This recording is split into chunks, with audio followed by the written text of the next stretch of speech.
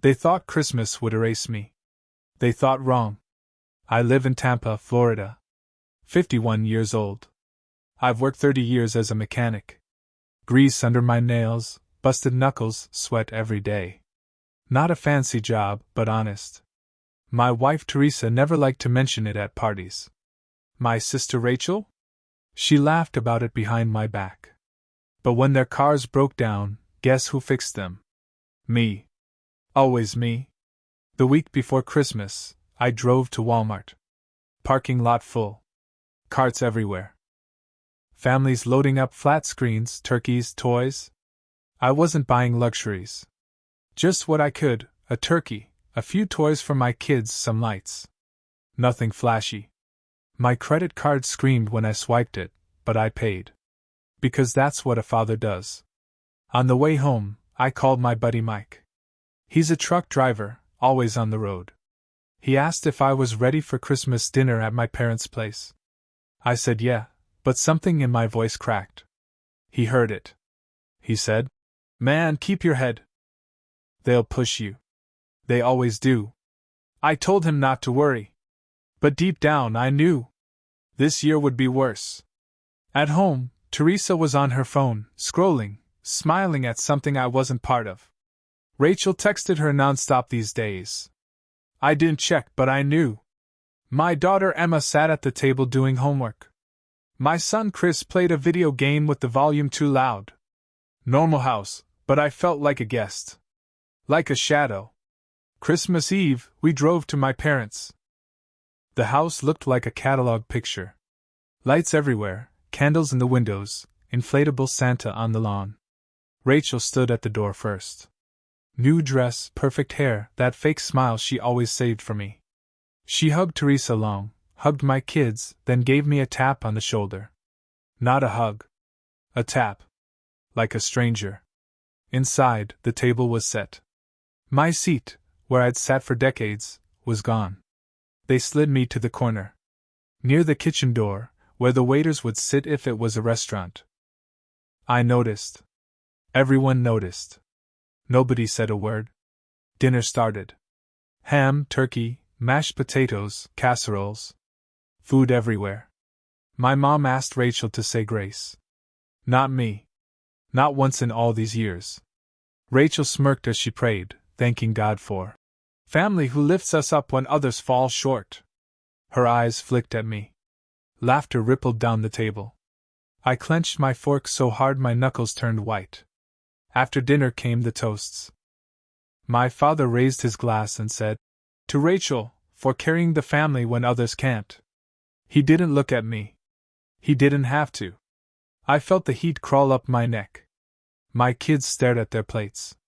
Teresa smiled, clapped even. I stayed silent. I drank water, not wine. Cold water. It burned more than whiskey. Then came the gifts. Rachel handed out shiny boxes. Tablets for my kids. A new necklace for Teresa. A leather wallet for Dad. Everyone laughed, hugged her, called her generous. My gifts? I pulled out a few wrapped toys I bought at Walmart. Dollar store paper. My daughter opened hers, earbuds. She smiled polite, but I saw it in her eyes. Shame. My son ripped his, a basketball, cheaper than the one Rachel gave him last year. He looked down. Quiet. Rachel leaned back and laughed. "Uncle Santa strikes again," she said. "Straight from the bargain bin." The table roared. I sat frozen. My kids looked at me with red faces. That's when it cut deep. Not the insult. Not Rachel. But their eyes. The shame I didn't deserve, but carried anyway.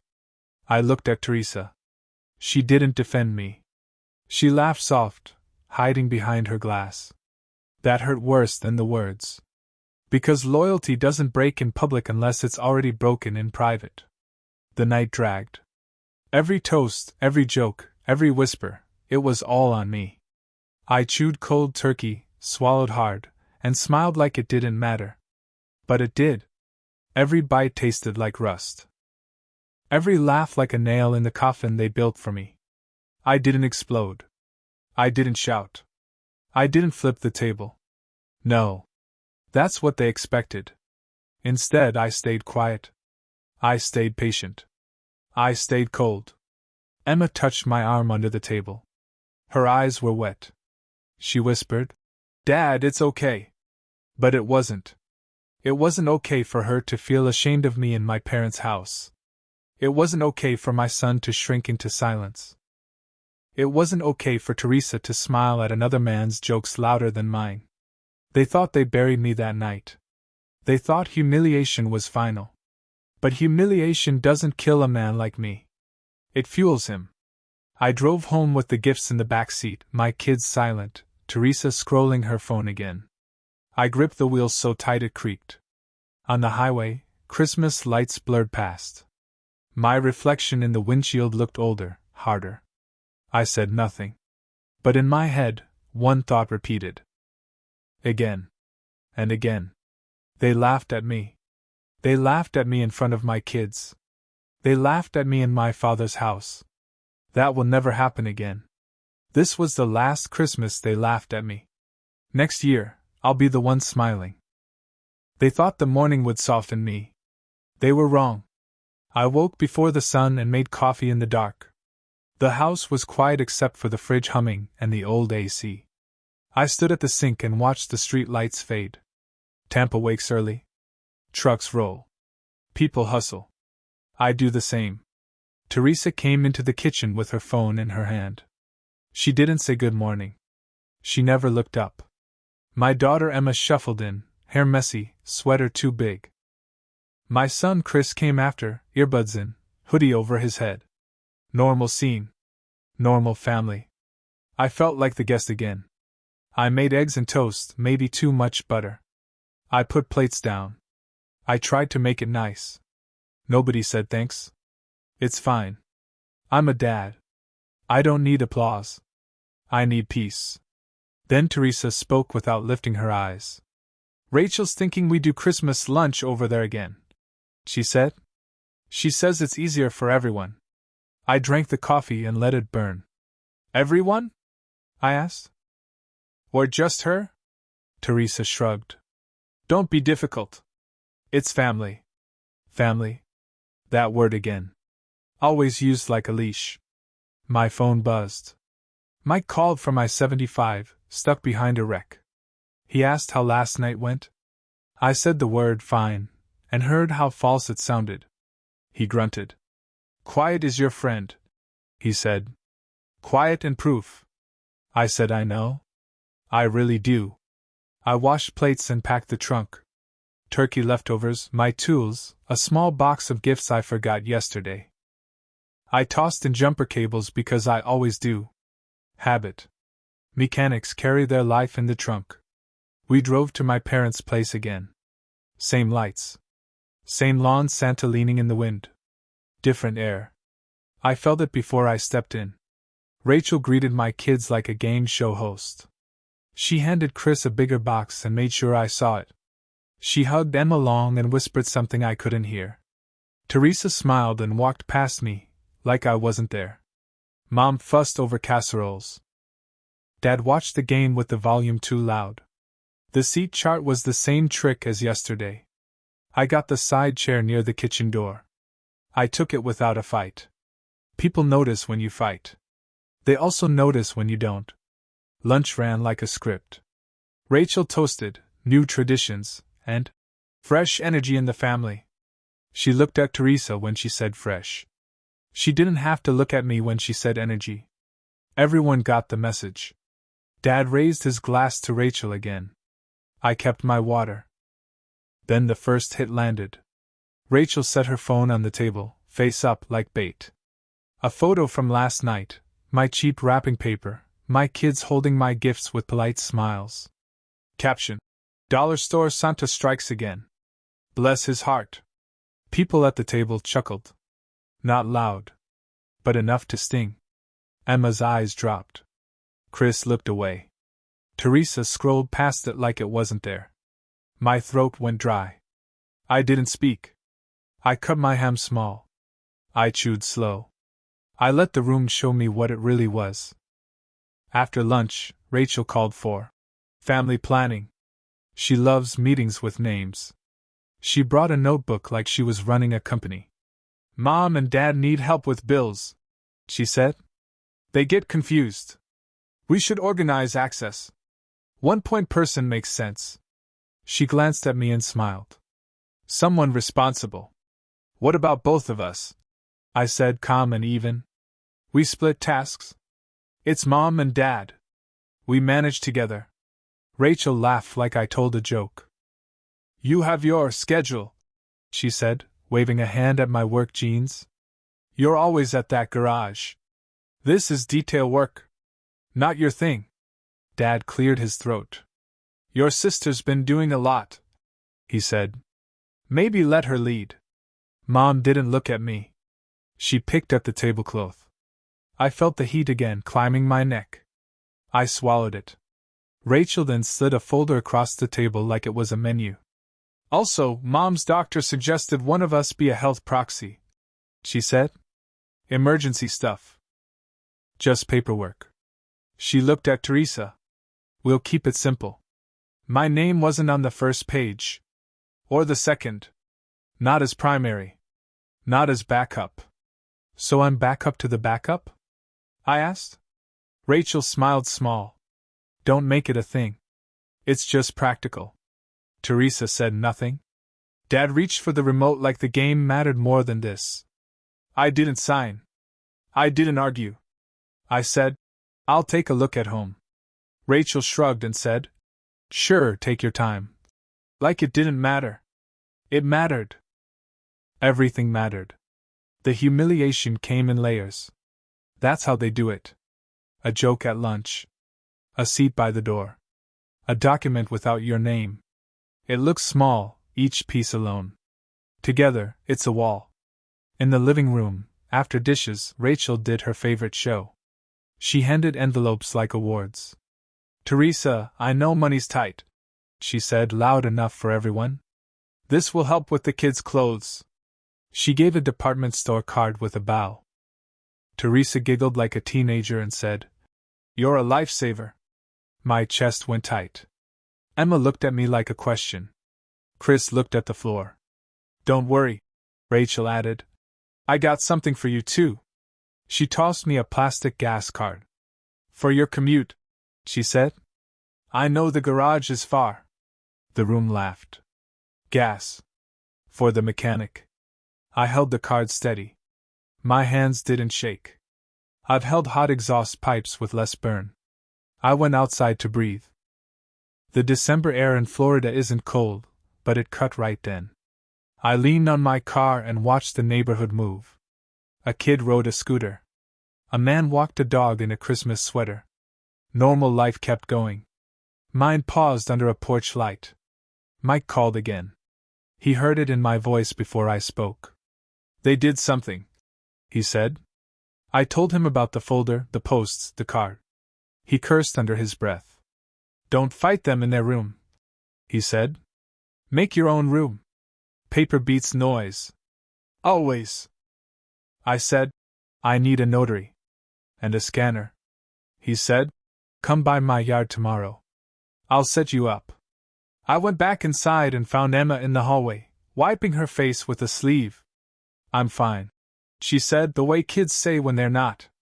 People online are mean anyway. I asked what she meant. She showed me her phone. Rachel's post had comments. A cousin wrote, at least they got something. A neighbor wrote, some dads just don't step up. Emma swallowed hard. I know it's not true. I hate it. That was the emotional hit. Not the chair by the door. Not the gas card. My girl, holding back tears in my mother's hallway because grown adults decided shame was a party game. I put a hand on her shoulder and said, we'll fix this. Not loud. Not with yelling. We'll do it right. On the drive home, Teresa said, you could have been nicer. I didn't answer. She added, Rachel's just helping. I watched traffic and kept my hands at 10 and 2. Helping who? I asked. She didn't reply. The radio played Christmas songs. They sounded like static. That night, I sat at the kitchen table with a yellow pad. I made 3 columns: money, health, house. Under money, I wrote mom's accounts, dad's pension, utility logins. Under health, I wrote doctors' names, meds, insurance cards. Under house, I wrote deed, taxes, repairs. I wrote down everything I knew Rachel didn't understand. You learn things when you change oil for 30 years. You learn yours, and you learn everyone else's. At midnight, I took photos of Rachel's posts, the comments, the timestamps. I emailed them to myself and printed them at the shop the next day. I saved copies to a cheap flash drive. I dug out the folder from last month's roof leak and found the home insurance policy. I read the clauses nobody ever reads. I made notes in the margins. This is how you fight without noise. You read. You save. You wait. Teresa came into the kitchen and saw the papers. "What are you doing?" she asked. "Homework," I said. She rolled her eyes and went back to bed. I watched the hallway until the light disappeared. I set an alarm for 5. I planned my day, open the shop, scan the posts, call the county office about power of attorney forms, swing by Mike's yard for a notary lead, stop at a FedEx to print the state forms, then pick up Emma after practice. You can win a war with little errands. One receipt at a time. I didn't sleep long. I didn't need to. They think they won because they got a laugh. They think they won because they moved my chair. They think they won because they flashed a folder and a smile. They forget what quiet men do when they run out of pride. We work. We prepare. We don't warn. And when we move once. With proof. With timing. With no second chances given. They changed the seating yesterday. Tomorrow, they'll try to change the will. I'll be at the table they can't touch. I stopped waiting for permission. I started collecting proof. The shop opened at 7. I rolled the bay doors and felt the morning air push in. The radio in the back played classic rock, low enough to think. 2 cars came early, a Corolla with a whining belt, a Silverado with a brake light out. Normal problems. Fixable problems. I like those. Between jobs, I scanned last night's photos on the office printer. I saved them to a new email labeled Family Proof, with the date. I printed hard copies and slid them into a cheap binder from the supply drawer. I wrote post/comments/times on the spine with a Sharpie. Organized. Quiet. Boring. That's how you win. At 9, Mike pulled in with his rig and parked along the fence. He brought coffee that tasted like diesel and a small flatbed scanner. "Keep it," he said. "Use my UPS account." He handed me a sticky note with a notary's name at a strip mall near Causeway. "She's good. No drama. Cash preferred." I nodded and said thanks. We don't hug. We pass tools. On my lunch break, I called the county clerk. "What do I need to be co-agent on my mom's medical decisions?" I asked. The clerk listed forms, ID copies, witnesses. She spoke fast. I wrote faster. Then I asked about elder financial exploitation, just in case. She paused. Her tone changed. She spelled out a statute number. I circled it twice. Back at the shop, a man in a suit came in for a tire patch. He said he worked at First Gulf Bank. Small world moment. I asked friendly questions while we waited. "You folks still require wet ink for account changes?" I asked like I had a cousin with a problem. He nodded. "Always," he said. "And we call both owners." I smiled. Good policy. He didn't hear the weight in my voice. At 2, Teresa texted. "Rachel says bring Emma to the mall at 5. She's buying shoes." I stared at the screen. Then I called Emma's school and said I'd pick her up at 4 instead. I took the long way, past the old neighborhood, past the church where we did Easter egg hunts when the kids were little. I needed to remember old good things. It steadies your hands for new hard things. Emma walked out with her backpack hanging off one shoulder. She slid into the passenger seat and looked tired. You okay? I asked. She shrugged. Teenagers always shrug when it matters. I asked about practice. She said coach moved her to the bench today. Not punishment. Just numbers. It still hurt. You'll get time next game, I said. I meant it. We stopped at a Publix for bread and milk. I grabbed a rotisserie chicken because dinner happens even when your life falls apart. At the register, my card beeped red. The cashier tried again. Same beep. People behind us sighed. I paid cash and felt my face go hot. I check balances daily. I know my numbers. Something was off. In the parking lot, I opened the bank app. A new withdrawal flagged as joint admin. I don't share that account. I never authorized anything. I took a screenshot and saved it to the binder later. I called the bank and got a script reader. I spoke slow and calm. A joint admin was added. I said, when? By who? I need the exact time. The rep said she'd escalate and call back. I said I'd wait. At home, Rachel's SUV sat outside our house like a headline. She was on our porch with Teresa, holding a shopping bag and laughing about something inside it. When Emma and I walked up, Rachel lifted the bag and said, crisis solved. Shoes for Emma. You're welcome. She waved a receipt like a flag. I looked at Teresa. She wouldn't hold my eyes. Can we talk inside? I asked. Just family. Rachel smirked. We are family, she said. All of us. She pushed past me into my house like she paid the mortgage. In the kitchen, she spread out glossy papers. A budget plan. A care plan. A holiday schedule. Words that make control sound helpful. She said Mom needs a new pill organizer and stricter routines.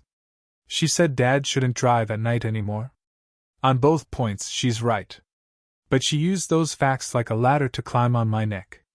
I'll take this off your plate, she said to Teresa, patting her hand. You have enough to manage. Teresa nodded too fast. Then Rachel slid a smaller paper toward me. You owe me for the Target card, she said, not even pretending. Half now, half later. She laughed, like it was cute. Emma stood in the doorway with her backpack still on, hearing every word. Chris poked his head around the corner, then disappeared. I took a slow breath and read the paper. It was a Venmo request printed out. From Rachel. For being a better aunt than you are a dad. She smiled wide.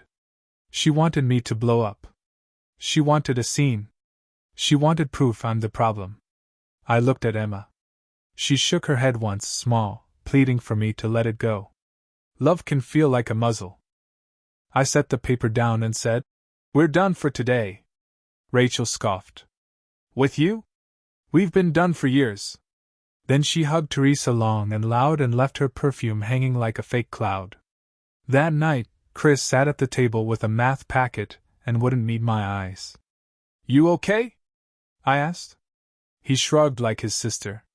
Rachel says she can help me with new shoes too, he said soft. Better grip for the court. He looked back down at his worksheet. That one landed low. Not because of shoes.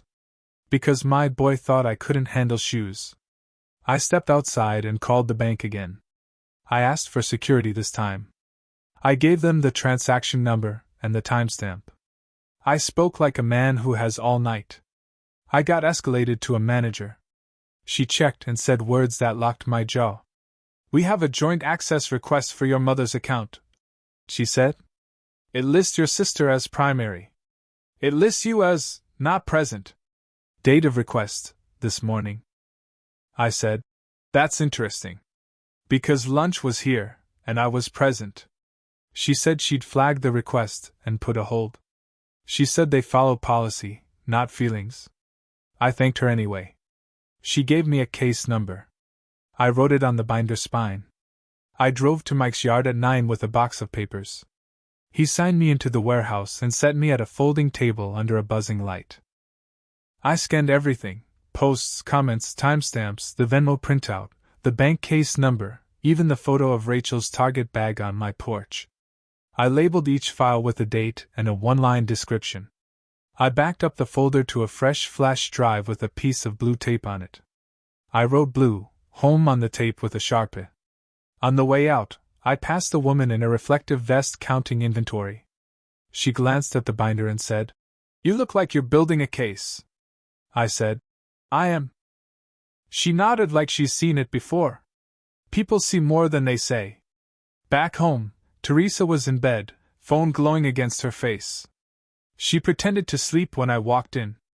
I sat at the table with a legal pad and wrote a new list, what they think I'll do. What I'll do instead. Under the first I wrote yell, leave, threaten, beg. Under the second I wrote file, notarize, freeze, serve. I underlined freeze 3 times. I set alarms on my phone for the morning: 7:30 bank manager, 8:15 county clerk, 9 o'clock notary, 10 o'clock mom's doctor, 11:30 title office. I typed questions under each. Short, clean questions that get short, clean answers. I put the binder in the trunk. I put the flash drive in the glove box. I put a copy in the toolbox under 9/16 sockets because nobody touches those. At midnight, Emma came out for water and stopped when she saw the pages. "Dad," she said, "why are you doing all this?" I told the truth. "Because I'm your dad," I said. "Because I'm their son. Because I won't let anyone decide I'm not." She nodded. A tear slipped out anyway. I pretended not to see it. She pretended not to wipe it. Before bed, my phone buzzed with a new notification. Rachel posted another photo, Teresa laughing on our porch with the shopping bag. Caption: "When you marry up, you get upgrades." A cousin liked it. A neighbor shared it. The comments rolled. I didn't comment. I took a screenshot. Saved it with the others. People think screenshots are petty. They're not. They're drawings of time. They're anchors when words try to drift. At 2, I stared at the ceiling fan and counted the blades. I counted how many plans I needed to set before noon. I counted how many times my father called Rachel, the organized one. I counted how many times my kids watched me take the small chair. In 2 weeks, nobody will call her organized again. In 2 weeks, nobody will laugh when I walk in a room. In 2 weeks, if she keeps pushing, she won't walk into my mother's house at all. I don't need their permission to be the son. I don't need their permission to be the father. I need signatures, dates, and a clock that I control. They think I'm slow because I don't shout. They think I'm weak because I don't fight on their schedule. That's fine. Let them think. They laughed at me. Again. And again. And again. Tomorrow they learn who I am when I stop explaining. They tried to make me invisible.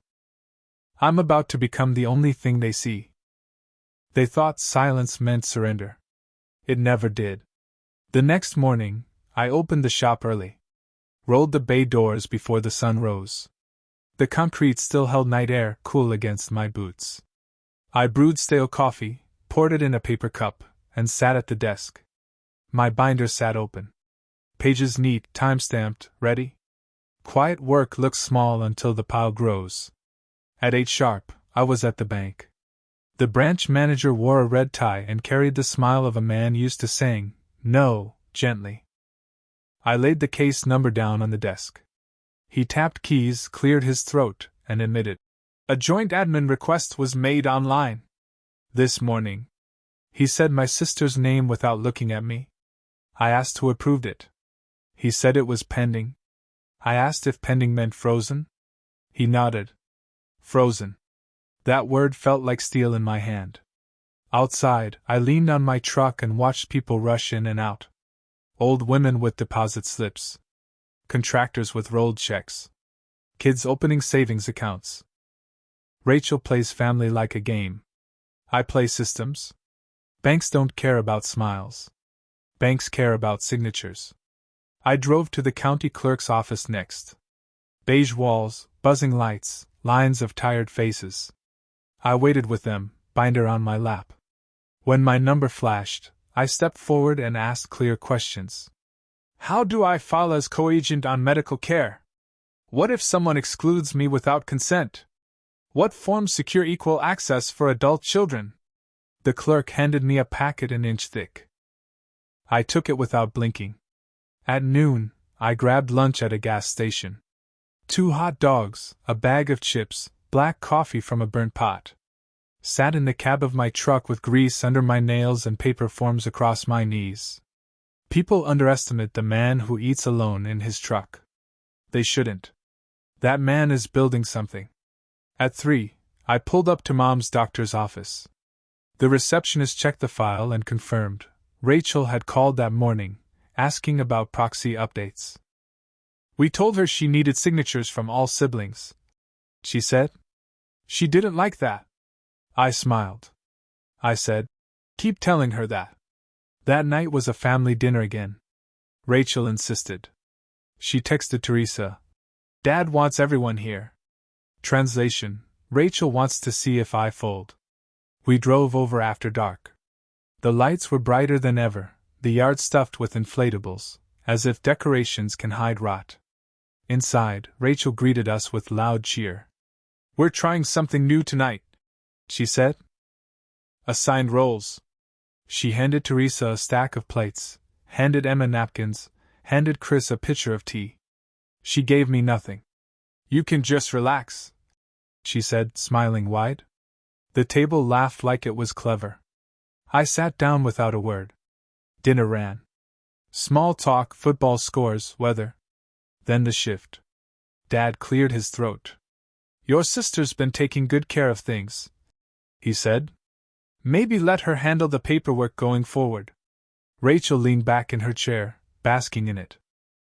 Teresa nodded along, sipping wine. Emma poked at her food, quiet. Chris stared at his phone. Then came the humiliation. Rachel pulled out a manila folder like a magician. She waved it in the air and said, I drafted something simple. Everyone just needs to sign. She laid it on the table, and I saw my name buried at the bottom, not as primary, not as secondary. Just there, a courtesy signature. She pushed the folder toward me. Just routine, she said. Keeps things clean. The room waited. I flipped through the pages. Joint accounts. Medical proxies. Household budgets. Every line slanted toward Rachel as decision maker. I closed it slow and slid it back. I'll take this home, I said. She tilted her head, mocking. Scared to sign? She asked. Dad frowned. Don't make it hard, he said. Mom looked away, hands folded. Teresa said nothing. The kids froze. It was me against the table, same as always. Rachel smirked. It's just paper. It won't bite. She wanted me to snap. To argue. To storm. I didn't. I drank my water. I let her words hang dead. Then came the gift trick again. Rachel pulled out a box for Emma. Shoes, high-end brand. Emma's face lit up, then fell when she looked at me. Rachel laughed. Don't worry, Uncle Santa's got gas cards. The table chuckled. Chris stayed stone-faced, but I saw his ears burn red. That was the hit. Not Rachel's laugh. Not Teresa's silence. Emma's eyes darting between me and the shoes, guilt written on her face for wanting them. A kid should never feel shame for a gift. But Rachel made sure she did. I chewed slow, fork heavy in my hand. I said nothing. Rachel mistook silence for defeat. Everyone does. That's why silence is powerful. It blinds them. Later, in the hallway, Emma whispered, Dad, it's not fair. I put my hand on her shoulder. Life's not fair, I said. But truth is. She nodded, eyes wet. I let her believe it. Because it was true. Just not tonight. On the drive home, Teresa said, You could have handled that better. I asked, Better for who? She didn't answer. That night, I printed every page Rachel tried to pass off. I labeled it with date and time. I added it to the binder. I backed it to the flash drive. I underlined one word in my notes: fraud. They think a folder at dinner scares me. They think paper is final when passed with wine and applause. They're wrong. Paper is only final when stamped by law. Tonight they passed the folder. Tomorrow, I'll carry one they can't laugh at. They thought the mic would stay in their hands. It didn't. The next Sunday, Rachel planned a family toast. She told Teresa it was about gratitude, about honoring Mom and Dad. I knew better. Rachel never plans without a stage. We gathered in the living room. A fake fireplace video played on the TV. Candles flickered. The table was full: ham, stuffing, wine glasses. Rachel stood at the head with a microphone from the karaoke machine. She smiled big and tapped it twice. Family is everything, she started. Some of us step up. Some of us don't. Her eyes slid toward me. The laughter came, light at first, then stronger. I sat calm. Chris beside me stiffened. Emma stared down at her plate. Teresa laughed soft, then hit it with a sip. Rachel called Teresa forward. Stand with me, she said. Teresa walked up, smiling nervous, but smiling all the same. Rachel handed her a glass. To wives who keep families strong, Rachel said. Teresa clinked glasses and laughed. My throat tightened. My own wife, raising a toast with the woman gutting me alive. Then Rachel turned her fire on me. And to brothers who try, she said. We love you, even when you make it hard. The room chuckled. Even Dad cracked a grin. Mom stayed quiet. Emma pressed her lips tight. Chris's hand balled into a fist under the table. Rachel shoved the mic closer. Come on, say something, she taunted. Don't be shy. She expected a stumble. A joke. A failure. I stood. Slow. Deliberate. My chair scraped across the floor, the sound cutting the laughter in half. Every head turned. Rachel froze, mic halfway extended. I took it. My hand steady, grip firm. The weight wasn't heavy. It was right. The room went silent. You could hear forks set down. You could hear breathing. I looked around the table, one face at a time. Dad. Mom. Teresa. Rachel. My kids. Cousins. Every one of them waiting for me to stammer. Instead, I said 4 words. Cold. Clear. Final. What does family mean? Nobody answered. Not one sound. Rachel tried to laugh. It cracked. Teresa sipped wine and looked away. Dad shifted in his chair. Emma raised her head for the first time all night. Chris leaned forward, eyes locked on me. I asked again. Louder. Harder. What does family mean when loyalty is broken? Silence. Heavy. Sharp. Rachel's smile collapsed. Her hand shook on the stem of her glass. She tried to take the mic back. I held it tight. She couldn't move me. I looked straight at her. This was never yours, I said. The words hit like glass breaking. The room gasped. Mom whispered something under her breath. Dad looked down. Teresa froze, mid-sip. Emma's eyes filled. Chris smiled small, just for a second. I didn't give a speech. I didn't argue. I didn't beg. I handed the mic back and walked out of the room. Cold. Quiet. Final. They thought they controlled the stage. They forgot who built the floor it stood on. Tonight they heard my question. Tomorrow, they'll hear my proof. They wanted noise again. I brought paper. Morning started early. Black coffee, warm mug, quiet kitchen. Cold air through the window, fridge humming. I opened the notebook and checked my list. Bank. Clerk. Notary. Doctor. Title office. The order never changed. A plan keeps the head cold. Teresa walked in with her phone in hand. She didn't look up. Rachel says she's visiting Mom today, she said. I nodded. So will I answered. She shrugged. No emotion. Emma came out for water. Eyes red, but silent. School at 8, I reminded her. She nodded. Chris pulled on a hoodie, earbuds in, walked past without a word. Normal house. No place for me again. At 7:40, I was already at the bank. The manager in the red tie knew me. We'd met yesterday. I laid the case number on the desk. He typed, paused, cleared his throat. Joint admin request. Pending. This morning. He said Rachel's name without meeting my eyes.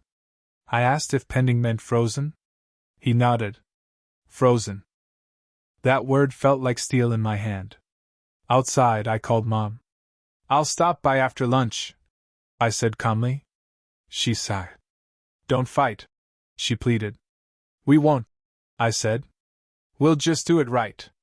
Next stop, county clerk's office. Beige walls, buzzing lights, tired faces in line. I waited with them, binder on my lap. When my number flashed, I asked clear questions. How do I file as co-agent for medical care? What if someone excludes me without consent? What forms protect equal access? The clerk handed me a packet an inch thick. I took it without blinking. At noon, I grabbed lunch at a gas station. 2 hot dogs, bag of chips, burnt coffee. Sat in my truck, grease on my hands, papers across my knees. People underestimate the man eating alone in his truck. They shouldn't. That man is building something. At 3, I stepped into Mom's doctor's office. The receptionist confirmed. Rachel had called that morning. We told her both siblings must sign. She said. She didn't like that. I smiled. Keep telling her that, I said. At the title office, a man in a company shirt checked the deed. Properties in your parents' names only. No co-owners. He said no changes without both signatures, notarized. I asked about a notice if anyone tried. He handed me a form, notice of interest/caution. I filled it in pen. Slow. No mistakes. In the truck, I ate a burrito, sipped bitter coffee, checked my app. Another pending. Joined admin. Screenshot. Saved. Filed under bank. Copied to blue, home flash drive. Always duplicate. Phone buzzed.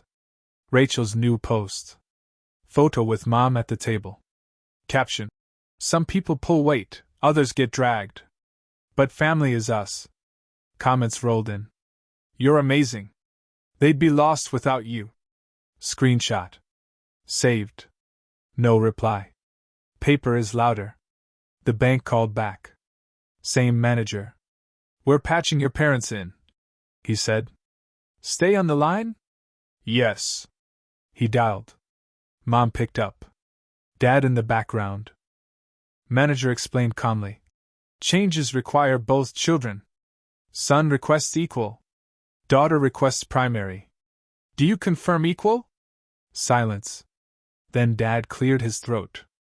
Rachel's organized, he muttered. Manager didn't flinch.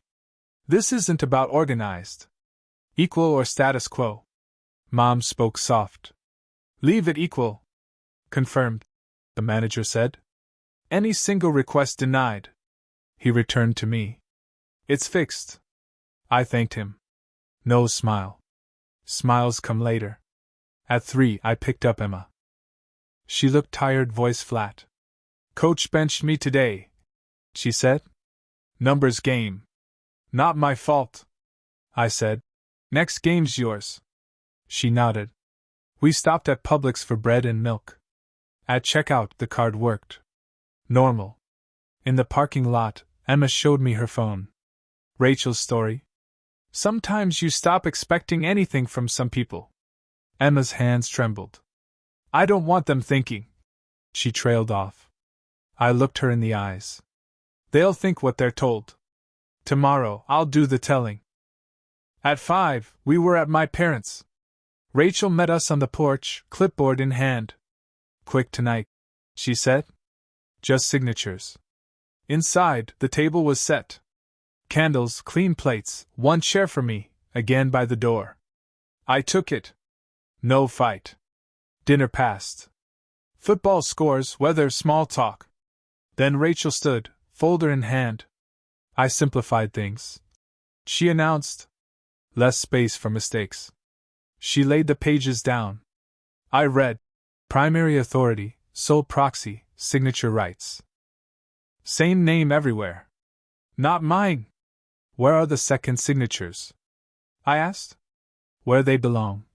She said. Doctor said simpler works. I pulled out the doctor's note. Doctor said equal only. I replied. She bit her lip, then forced a smile. You're making this hard, she said. I opened a clear sleeve. Notarized pages. ID copies. County clerk forms. This makes it easy, I said. Dad finally spoke. You making a scene? He asked.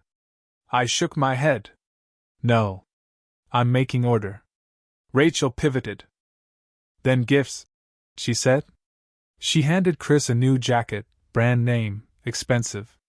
Boy needs to look sharp. Gasps around the room. Chris took it, looked at me, silent. Jacket heavy in his hands. Then she gave Emma a box. Cosmetics gift card. For a talented girl. Rachel smiled. Emma forced one back. I saw her eyes. Guilt, not joy. Humiliation isn't about gifts. It's about directing the play. She directed. I stood. Chair scraped. Thanks for gifts, I said. Thanks for paper too. But no signatures here. I spread my own forms. Bank, equal only. Doctor, equal only. Clerk, equal only. This form? I tapped exploitation petition. I'm not filing today. Tomorrow? Maybe. Teresa snapped. Why are you doing this? Because I'm a son, I said. And a father. Rachel laughed. Nervous. Paper scares you? I have people. I nodded. People fade. Paper doesn't. Mom spoke soft. I don't want fights. There won't be, I said. There'll be rules. No posts. No jokes. No dollar store lines. Just facts. I looked at Emma. And no tears. The room froze. No laughter. Dad stared at his plate. Chris clutched his jacket like a live wire. Emma wiped her cheek and pretended it was nothing. Teresa put her phone face down. Rachel tried one last jab. Then tomorrow I'll take Mom to the bank. We'll settle it. I nodded. Do it. They'll be waiting. Withhold. With record. Decide there. She blinked. Long understood. I packed my papers. No signatures tonight. No scene either. Just dates. On the porch, Emma whispered, Dad, can you really stop her? Yes, I said. Because I don't argue. I file. That night I scanned, saved, copied. Added Rachel's newest post. Same binder, same flash drive. Same system. Tools I trusted 30 years in Greece. They never failed me. Neither will this. They laugh publicly. I sign quietly. They move chairs. I move boundaries. They call it family. I call it order. Tomorrow morning they'll walk into the bank smiling. They'll walk out served. They expected another speech. I brought consequences. By 8, I was at the courthouse. Folder in hand, documents stacked neat. Clerk at the window asked my purpose. I slid the form. She read the heading. Temporary Protective Order. Exploitation Prevention. She stamped it. Grounds are valid. I said nothing. Grounds were already in the binder. She gave me a case number. An officer will serve today, she said. I nodded, sat in a plastic chair, called the bank. Manager confirmed. We expect them at 10. Compliance is here. Without you, nothing moves. Good. Lines aligned. I drove near my parents' house. Parked at the corner. Watched. At 10 sharp, Rachel came out with Teresa and Dad. Talking fast, papers in hand. They left for the bank. I didn't follow. I drove to UPS. Made another full set, Mom, Dad, me. Labeled each envelope. No surprises. At 10:40, the bank called. Manager's tone flat. We refused changes. Offered equal access only. Your mother agreed. Your father agreed. Your sister objected. We documented. I thanked him.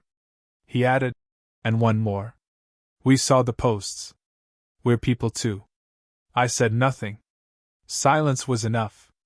By 11, the sheriff called. Calm voice. We can serve today. Where will your sister be? Parents' house, after lunch. I said. Perfect, he replied. At 2 I arrived. Smell of turkey filled the house. Rachel laughed too loud. I stepped in. Silence fell. We need to talk, I said. Calm. Point by point. Rachel sneered. You've bored everyone long enough. Mom, let's go. We'll handle this. I sat at the table. Laid 3 envelopes down. Dad's labeled parent copy. Mom's the same. Mine's son copy. Dad frowned. What is this? Order, I said. Equal status. Bank confirmation. Doctor's note. Clerk's forms. Attempted changes recorded. Mom took hers with trembling hands. Eyes steady. Rachel snapped. See what he's doing? She hissed to Teresa. Teresa lowered her eyes. I see, she whispered. He's doing it right. That landed heavier than any paper. Rachel tried to start another toast. Habit. But the door opened. 2 deputies walked in. Calm. Direct. Rachel ____? They asked, pronouncing her name perfect. She straightened. Yes. Why? Protective order. The deputy read. Exploitation prevention. No financial action without both signatures. Any violation, arrest. He laid the notice on the table. You are served. The room froze. Dad leaned forward. Is this necessary? He asked. It's law, the deputy said. To protect you both. Rachel laughed brittle. You don't understand our family. The deputy nodded. We don't need to. We enforce. I said nothing. Paper spoke. They left. The door closed. Rachel turned on Mom. You allowed this? Mom's voice shook, but words were steady. I allowed myself peace. And respect for both my children. Teresa set her phone down. Were you going to tell me? She asked. I slid her a smaller envelope. Temporary split finance. Household cards on me. Kids' needs through me. If you want to talk, we talk. If not, paper talks. She nodded. Quiet. Agreement in silence. Emma hugged me quick, whispered. Thank you. Chris stood, holding that expensive jacket. Dad, I'll return it if you want. I shook my head. Keep it. But remember who pays for peace. He smiled. Small. Real. Rachel tried one last line. This won't last, she snapped. I looked at my hands. Grease still under my nails. I've held bolts for 30 years, I said. Family bolts hold the same way. If you know where the wrench goes. She left. Keys jingling, door closing soft. Not slammed. Quiet. We sat at the table. No toasts. No laughter. Just food. Mom placed her hand on mine. Thank you, son? Dad nodded. Slow, heavy. I didn't smile. I poured water. That evening I drove kids home. Emma played her music. Chris talked about basketball. I listened. Didn't lecture. Just listened. At night, I placed the folder on the top shelf. Flash drive in the toolbox. Forms in the safe. Phone face down. No posts. No fights. No noise. Truth already filed. They thought humiliation was final. They thought silence meant surrender. They thought wrong. This was the last day she ever spoke for my family.